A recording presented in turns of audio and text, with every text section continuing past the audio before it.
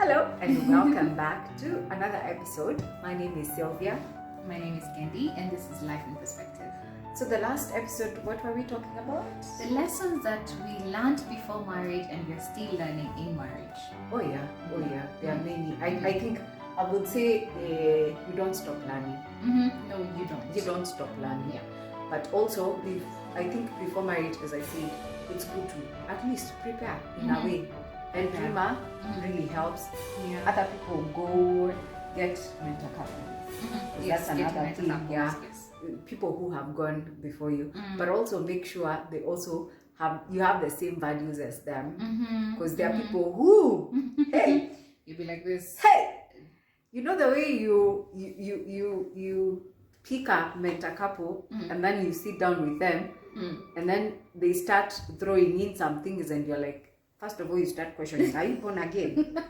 Because how the man is implying is like, oh, cheating is okay, like, you know, It's in a man's DNA, yeah. DNA to cheat. We will come to that. I completely disagree with Yes. that notion. Yeah. So let me tell you, you need first of all to know they might, you know, sometimes they might be married for longer, but you have to check other factors before you settle on that. That's true. Because Yeah. that's not the only thing you check when you get a mentor couple. Get a sober mentor couple, that also helps. They will also kind of help you and hold your hand even after marriage. There are Very people who have gotten themselves like really nice, good mentor couple who even in their hard times during marriage, they're the people who come to their rescue. And it's good to have those people. It is. Because for very me, as we, let me tell you, as where we did our Meg, our Prima, I would recommend 100%.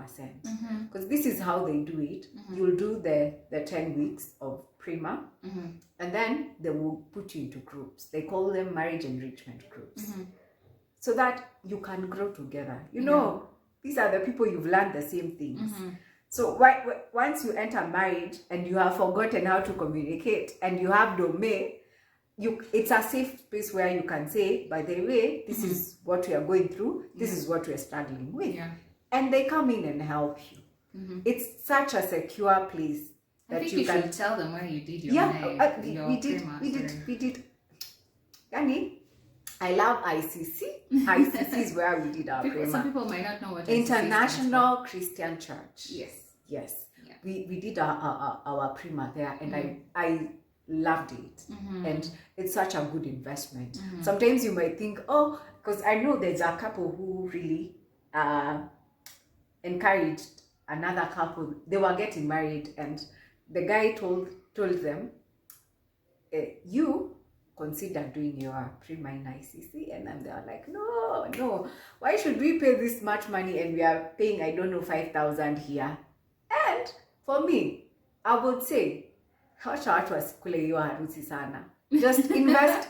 Let me tell you, Invest it's in important. yourself. Yeah. Yes. Invest in your marriage. Yeah. It's important because even wedding might be a few hours, but get your priorities right. Those lessons. Yeah, know what. applicable. Yeah, just know what is important. What you see, wedding people, it's a celebration. But you see, you're getting lessons that will help you for where you're going, because it's not easy. It's not. Yeah, so It's not.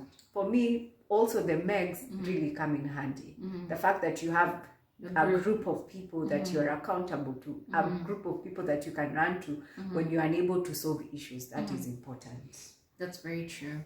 One of the things that we came to learn about in our Prima, which was really not the best, and I'm not afraid to say that, it was. Remember, We you were sharing changed. those stories. I'm like, what? I won't say why I didn't. I won't say. So I felt our Prima we were quite shortchanged, honestly. But we had for the few couples.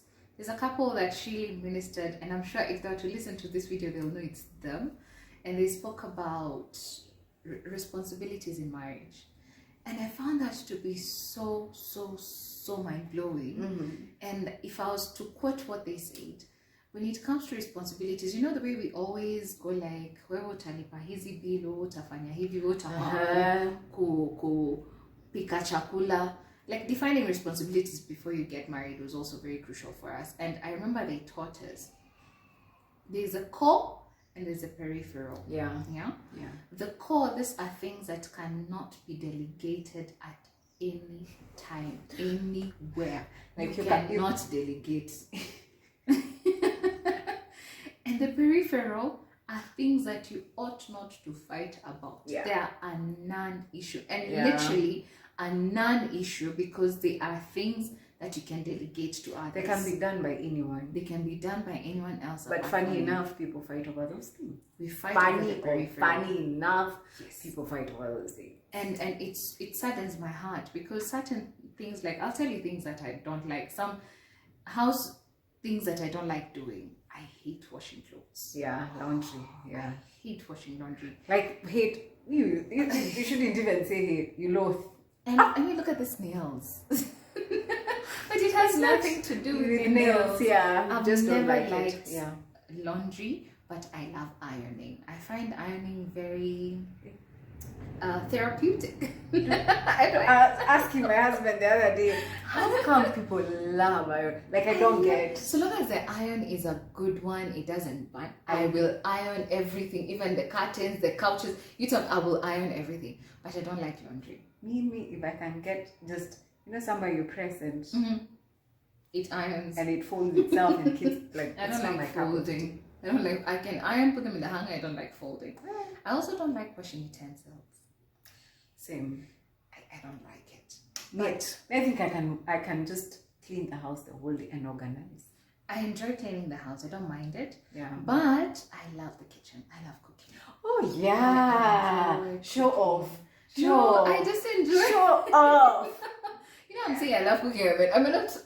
I may not even cook the continental cuisine. No. But I remember me knowing you and knowing the fact that I have no interest. in the kitchen. The way you used to show off, the way you used to make, stuff, dessert. I'm like, cheap. This is pure show off. I love cooking, and I like how my husband responds to my food. I like the way my son responds to my food. That's So, nice. That's nice. Especially when my But son I gives me a thumbs up. But I have improved. Cheek. Nat, I don't know why you're saying you don't love the No, kitchen. the way you before cook so well. before I got married. Yeah. I think my mom spoiled me. I think she wanted to take care of you. Yeah. To reserve my energy For your own house. Thank you, ma'am. So these are the peripherals. Like Yeah. they're not supposed to be an issue. True. If you can get someone to focus on these things that are easily delegatable, then do it. But the core are things I cannot call Sylvia to come and be intimate with my husband. It is a no-go zone. So those are the areas that you're supposed to focus. The core issues, the things that make a marriage a marriage. Intimacy is very crucial. I mean, what else can I put in the core? Like your husband can delegate being a priest to anyone else. Exactly. He's the priest. He is the priest in his Yeah. house, regardless. So get to know what are your cores and what are your peripherals. Yeah. And I took those lessons to heart.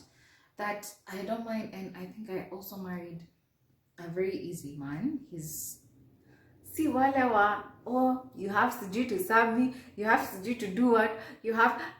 Let me tell you, one of the things that I loved about my husband when we were dating, it's like he had that understanding.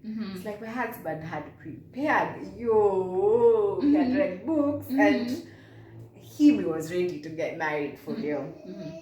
So I remember him telling me, by the way, see how people fight over us doing dishes and cleaning the house and whatnot.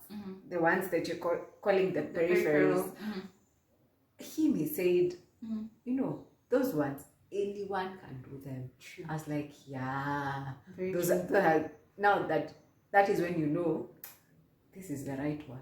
Because with those shenanigans of vyombo of Siju who I are have to eat my wife's food. What if I'm unable to cook? Why can't you cook? you can even fall sick. God forbid. Yes. What happens? What happens? You get in the I've kitchen had- and make a meal. You know, I heard a story, Mm-hmm. and sadly, it was in church. Mm-hmm. And this lady is saying of how the husband she's at work. Mm-hmm. The husband is at work. She's at home. She's already made dinner, ugali. But the husband calls around 10 and says, by the way, you know what I'm feeling like eating? Chapati. At And 10 a.m. or p.m. PM. Mm-hmm. And this faithful lady, Aki, thank God we're not the same, goes to the kitchen, makes the chapati, only for the guy to come and eat just one. So she got offended. And I'm like, hey, me first of all, I make dinner for you. You start telling me you want chapatis. My friend, you ain't getting it. You get it tomorrow. You are not, because Tomorrow. someone who loves you has to understand. And appreciate you. Also appreciate you. You don't do that to someone you love. Me, there's no way you can expect me to wake up.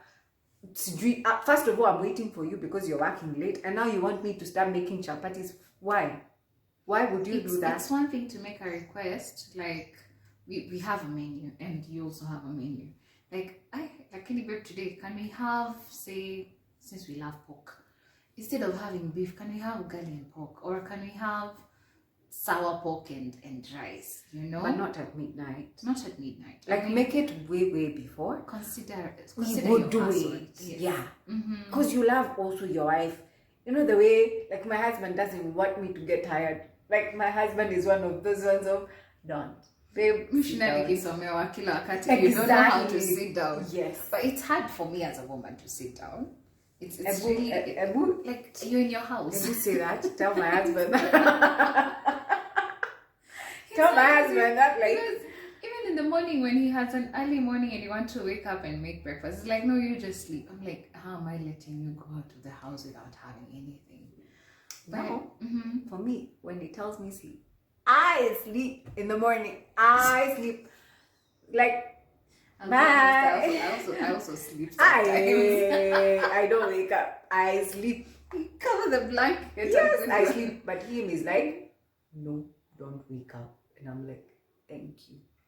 You are an amazing man. I thank God for you. Yeah.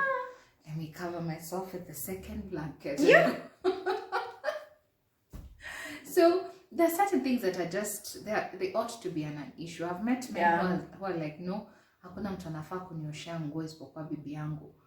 But if this same wife, Get a washing machine then. Me, if you start telling me such things, I'll just tell you, first of all, because you need to understand, I'm not your slave. and that's the thing. If it's something that is delegatable, why do you have to insist that your wife Has to do it. Because that's where my concern is.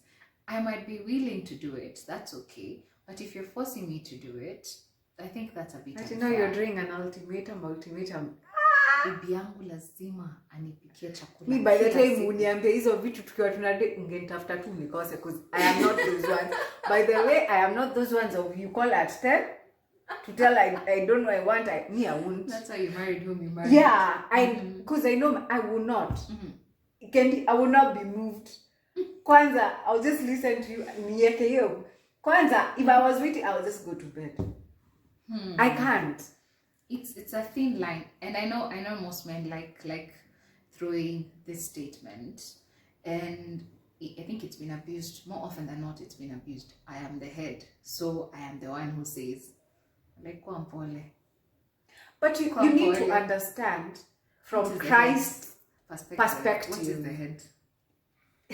What is the head? And what does it mean? Does it mean that, you bully your wife into doing stuff for you because you're the head? And then they also throw, and you're my wife, you're supposed to submit. Like, there's a very big difference between submission and subjugation. Yeah. I am not a married slave. I know. Because I feel like when you are now telling me, oh, you must be the person doing this, you must be the person doing this, you must be the person. No. I'm not your slave. Me, I didn't leave our home to come and sleep for you. No way. And I thank God for my husband. I thank God for my husband. When now I got to understand how he sees marriage and how he views marriage. Yeah. I was like, yeah, you get God. Like the way you're telling me, God, you get me. I said, yeah, God, you get me. Because I feel like it's a partnership. Yeah. Marriage was brought because God saw Adam as being lonely. He needed a companion. So I'm here to be a companion to you. Yes. To help you. Not to clean your house. To slave for you. and as you said, like, I mean, even when you are single as a man, who did your laundry? Who did your dishes? Who did, like, as you say, anyone can do those things. So what happens when you get out and all of a sudden you're saying, trusting everything on her? Yet that is not her main responsibility as your wife. She has a bigger role to play in your life as your companion and your helper. Because the Bible says she is your helper. She's beyond your cleaner. And you know the most interesting thing as we come to a wrap, there's an analogy my husband used to show me what a wife actually means. And he was telling me, Candy, if this table was heavy and you're told to pick someone from the room to help you carry it, whom would you pick? Like, I'll go for someone I believe is strong, someone who can actually help me carry it. I know my energy that's stronger than me, or at least my energy matches, my strength matches their strength. And like, that is how that's who a wife is. If anything, our wife is way stronger than you. I agree. Way sensitive. I agree. And I usually feel like wives, the helpers, there's a kind of wisdom that God has granted them. But I feel like until a man learns how to, tap into that wisdom. Exactly. And the way you unajita mkutano and you just deal with your ego of I am the head, the way they thump the chest. I'm the head, you will lose out. A lot of men lose out because they think, oh, my wife is just for cleaning around, taking care of the babies, cooking for me. Trust me, your wife is more than that. And we're going to talk in the next video, what is this whole thing of the head versus the helper? Let's get more into detail to understand, because these are things again that we learned in Prima and we're still learning. Yeah, you don't stop. You don't stop. Don't forget to share, to like, to subscribe. And also we would like to hear, what's your take? What do you think? Yes. We'd like to hear what you also think about it. Share your perspective with us as we share perspective with you. Yes. Until the next one.